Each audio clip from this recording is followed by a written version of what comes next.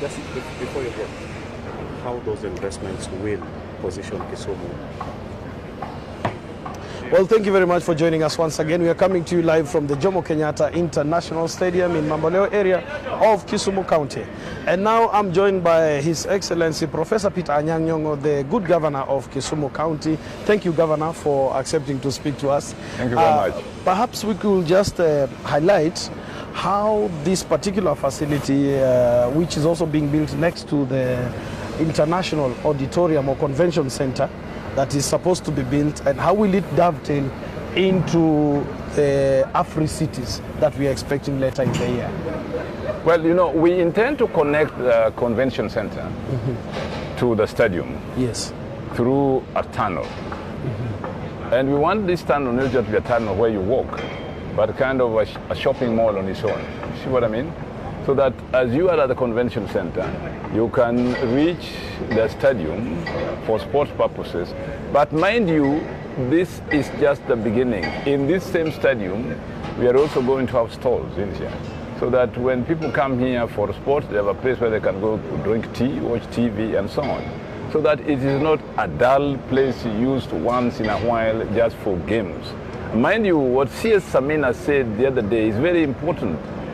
This is not all that we are going to do here. The Ministry of Sports and Culture is going to add some other courts, volleyball courts, tennis courts, and so on, and even a swimming pool, so that it becomes a complete sports center. Now, the whole idea of the convention center is the convention center will not only be used for conventions, but also for exhibitions. For example, when we have the annual agricultural show, we should also have an annual business show. You see what I mean?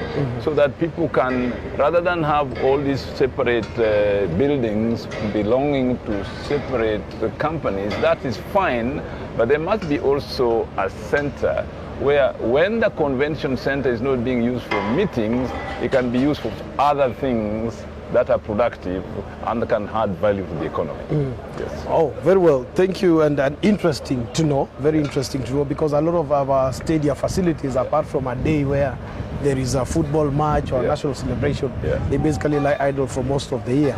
But there are several projects that are being undertaken, some jointly and some by the national government.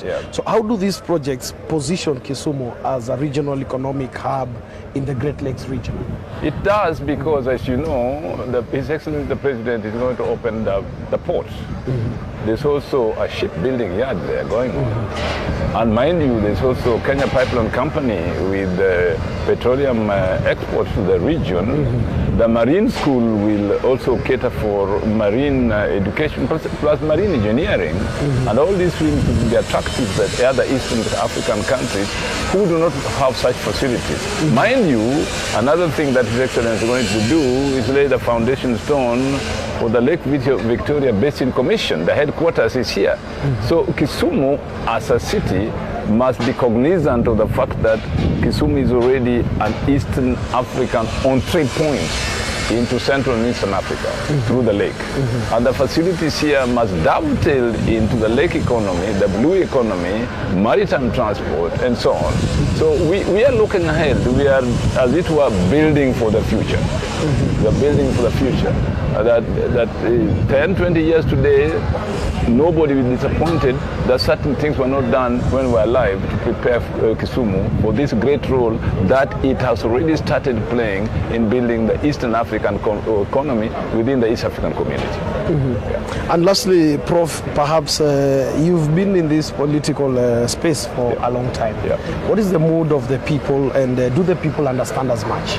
The mood of the people is actually very positive. In fact, in Kisumu, you know, they say these things happen so much together that they are, ironically, with the tongue in the cheek.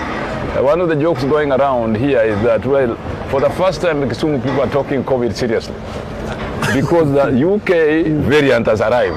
That's the kind of variant that can kill a Luo, you see. So you see, that's the light touch. But I think that the people are very excited about what is happening. They realize that for the first time, what is written in the Constitution, that we are two levels of government, separate but interdependent, That interdependence is now being seen by a very close working relationship between the county government and the national government. In this stadium alone, we've been working together. Like when you stand here, you know that this area demonstrate the close working relations between the national government and the county government. Right. We have furnished the place, there are certain rooms that we and so on. I don't want to go into details. Right. But that is what it should be. Together, we build. Right. Lastly, very lastly, Governor, where do you see Kisumu in the next 25 years, 30 years, if the same trajectory is maintained? I see Kisumu really as what it was envisaged when it was called Port Florence. The center for Eastern Africa in terms of civilization, in terms of culture, in terms of trade, in terms of commerce, in many ways. And indeed, if you look back into the history books, you will find that one of the reasons why the white man wanted to reach Kisumu was not just to settle here. The white man wanted to reach Kisumu so that they can reach easily the Pearl of Africa, which was Uganda. And by the way, if you go to Uganda, you find a lot of cultural connection between people who live in Uganda and people who live along the lake on the Kenyan side. So this integration of communities through infrastructural development and institutional development like we have today is what will make the East African community a live institution. Thank you very much, Your Excellency. This has been very informative. Professor Peter Anyang' Nyong'o, Governor Kisumu County. Well, there was an elaborate rehearsal a while back here, and all the service commanders of the Kenya Defense Forces, the Kenya Navy, the Kenya Army, the Kenya Air Force, and the CDF, Lieutenant Colonel Kibochi also was here in attendance. We will be continuing with our live coverage bit by bit as we cover this historic moment where the 58th Madaraka Day celebrations are held here in Kisumu County. From Mamboleo, once again at the Jomo Kenyatta International Stadium, Kisumu, I am Maurice Ochieng. Good. Thank you very much. That was